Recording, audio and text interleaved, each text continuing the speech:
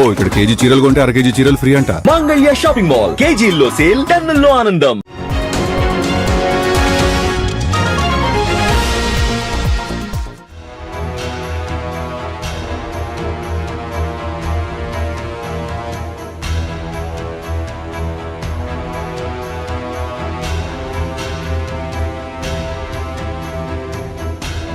Big and beautiful bill నిజంగానే అంత బ్యూటిఫుల్లా? ఇది ఎవరికి వరం, ఎవరికి శాపం కాబోతుంది?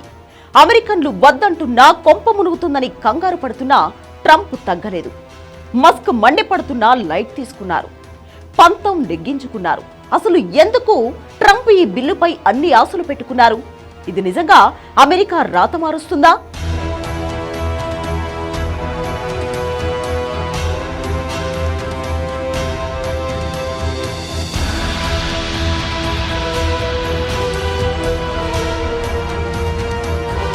బిగ్ అండ్ బ్యూటిఫుల్ బిల్ అమెరికన్ల తలరాత మారుస్తుందో లేదో కానీ రిపబ్లికన్ల తలరాత మాత్రం ఖచ్చితంగా రాయబోతుంది. అమెరికా చరిత్రలో అత్యంత వివాదాస్పద బిల్లుల్లో ఇది ఒకటిగా మారిపోయింది. ఎంత వ్యతిరేకత వచ్చినా అమెరికన్లు అనుమానాలు వ్యక్తం చేస్తున్నా పట్టించుకోకుండా బెదిరించి భయపెట్టి మరీ ఈ బిల్లును ఆమోదింపచేసుకున్నారు ట్రంప్. కానీ ఈ బిల్లుతో తమ కొంప మునగబోతుందన్న ఆందోళన అమెరికన్లను కుదురుగా ఉండనివ్వడం లేదు. అయినా సరే ట్రంప్ సంతకంతో బిల్లు చట్టంగా మారిపోయింది. దాన్ని ఓ ఉత్సవంలా నిర్వహించారు Trump. Big and beautiful bill ఎవరికి బ్యూటిఫుల్? ట్రంప్ టాప్ ఇండస్ట్రియన్లకు మాత్రమే బ్యూటిఫుల్ కాబోతోందా? ప్రభుత్వ సబ్సిడీలకు మంగళం పాడబోతున్నారా? అమెరికన్ల ఆసుపత్రి బిల్లులు తడిసి మోపడవడం గ్యారంటీనా? ట్రంప్ దెబ్బకు విద్యుత్ కార్లు భారం కాబోతున్నాయా?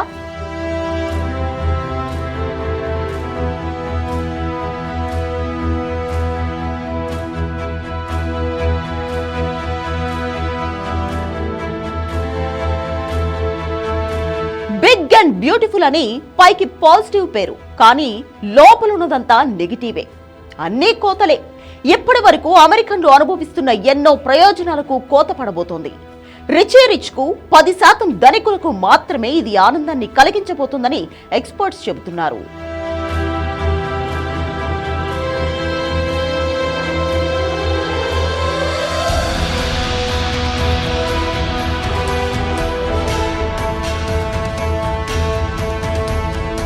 సంప్రదాయేతర ఇంధనం అంటే సోలార్ ప్యానెల్స్ వంటి వాటికి ఇచ్చే ప్రభుత్వ సబ్సిడీలకు మంగళం పాడబోతున్నారు.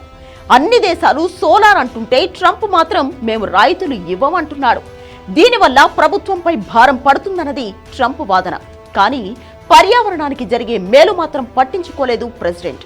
ఆయిల్ అండ్ గ్యాస్ ఫార్మ్స్ మళ్లీ ఫామ్లోకి వస్తాయి. మొత్తంగా కోట్ల మందిపై ఇది ప్రభావం చూపించబోతుంది. ఇక ఈవీలకు ఇచ్చే రాయితీలు కూడా ఎత్తేయబోతున్నారు. దాంతో ఈవీల ధరలు భారీగా పెరగబోతున్నాయి. 2032 వరకు ఉన్న రాయితీలను ఈ ఏడాది సెప్టెంబర్ వరకే అంటూ బాంబు పేల్చారు. ఈ దెబ్బకు మస్క్ సంస్థ టెస్లా అమ్మకాలు భారీగా తగ్గుతాయి. అందుకే దీన్ని అంత వ్యతిరేకించారు మస్క్. ఇప్పటికే ఈవీ కంపెనీలు, వాటి కాంపోనెంట్ల తయారీ చేసే కంపెనీల షేర్ల ధరలు ఢమాలన్నాయి. ఇక సెమీకండక్టర్స్ బిజినెస్ కు రాయితీలు ఇస్తున్నట్లు ప్రకటించారు ట్రంప్. దీని ద్వారా ఇప్పటికే లాభాల్లో ఉన్న ఎన్విడా వంటి కంపెనీలు మరింత లాభాల్లోకి మళ్లబోతున్నాయి. ఈ బిల్లు కోట్ల మంది అమెరికన్ల కొంపముంచి 10% ఉన్న బిలియనర్లకు మాత్రమే ఈ బిల్లు ఉపయోగపడుతుంది.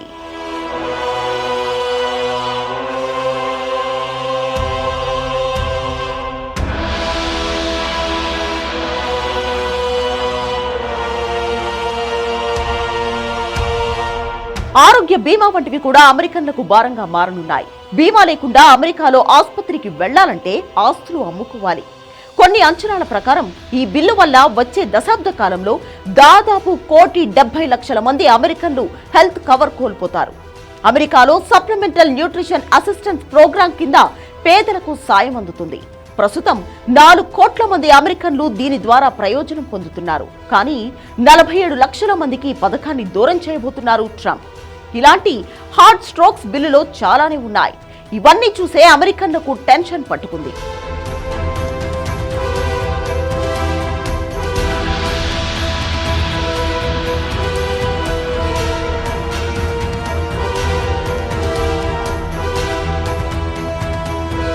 ఖర్చు ఎక్కువైనా ప్రభుత్వాలు సోలార్ వంటి నాన్ కన్వెన్షనల్ ఎనర్జీ వైపు చూస్తున్నాయి.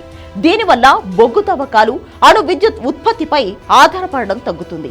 ఈవీలను ప్రోత్సహించడం కూడా పర్యావరణం మేలు కోసమే. ఇది ప్రస్తుతానికి ప్రభుత్వానికి భారమే అయినా దీర్ఘకాలంలో మేలే చేస్తుంది. కానీ ట్రంప్ మాత్రం ఇప్పటికిప్పుడు భారం తగ్గించుకోవాలనే ఆలోచనలోనే ఉన్నారు. ఓ రకంగా చెప్పాలంటే దశాబ్దాలుగా ఉన్న కొన్ని పన్ను రాయితీలను ఎత్తివేసి వాటిని శాశ్వతం చేయబోతున్నారు. అంటే భవిష్యత్తులో మళ్లీ అలాంటి రాయితీలు ఇచ్చే అవకాశం లేకుండా జాగ్రత్తలు తీసుకోబోతున్నారు ట్రంప్. ఇన్ని వ్యతిరేకతలుంటే బిల్లును అమెరికన్లలో కొందరైనా ఎందుకు సపోర్ట్ చేస్తున్నారనే ఆలోచన కూడా వస్తుంది. అమెరికన్లకు కొన్ని బిస్కెట్లు కూడా వేశారు ట్రంప్. కొన్ని రకాల పన్నుల్లో రాయితీలు ఇస్తామన్నారు. ఇంటి పన్నుల్లో కొంతమేర భారం తగ్గిస్తారు. ఓవర్ టైం టిప్స్ పై వచ్చే ఆదాయానికి కొన్నేళ్ల పాటు పన్నులు ఉండబోవని హామీ ఇచ్చారు.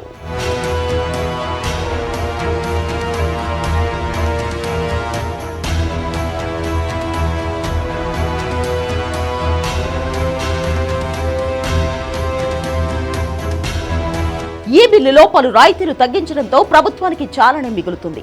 దాన్ని తన డ్రీమ్ ప్రాజెక్టులకు మళ్లించాలన్నది ట్రంప్ ఆలోచన. $350 బిలియన్ జాతీయ భద్రత కోసం కేటాయిస్తారు. అందులో $46 బిలియన్లు అమెరికా మెక్సికో బోర్డర్ వాల్ నిర్మాణానికి, $45 బిలియన్ మైగ్రెంట్ డిటెన్షన్ సెంటర్లకు కేటాయిస్తారు. 2029 నాటికి 10,000 మంది ఇమిగ్రేషన్, కస్టమ్స్ సిబ్బందిని అదనంగా నియమించుకుంటారు. దీని ద్వారా అక్రమ వలసదారులను ఏరివేసి వారి స్వదేశాలకు డిపోర్ట్ చేయాలన్నది ట్రంప్ లక్ష్యం.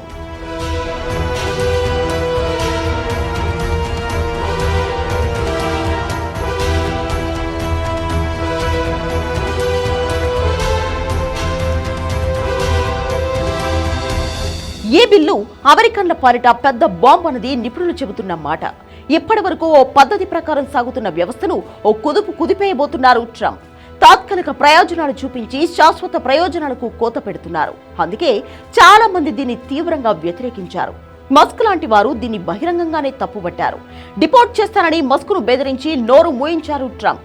కొందరు రిపబ్లికన్లు కూడా ఈ బిల్లుకు వ్యతిరేకంగా ఓటేశారు. అయితే ట్రంప్ మాత్రం తన పంతం నెగ్గించుకున్నారు. ఇక ప్రజలు చేసేదేమీ లేదు. నిజానికి చేయగలిగింది కూడా ఏమీ లేదు. అధ్యక్షుణ్ణి వాళ్ళు ఇప్పుడు ఏమీ చేయలేరు. రాబోయే ఎన్నికల్లో బుద్ధి చెప్పడం తప్ప. 6 నెలల్లోనే ఇంత చేసిన ట్రంప్ మిగిలిన 3.5 ఏళ్లలో తమను ఇంకెలా ముంచబోతున్నాడో అని భయంగా గడుపుతున్నారు అమెరికన్స్.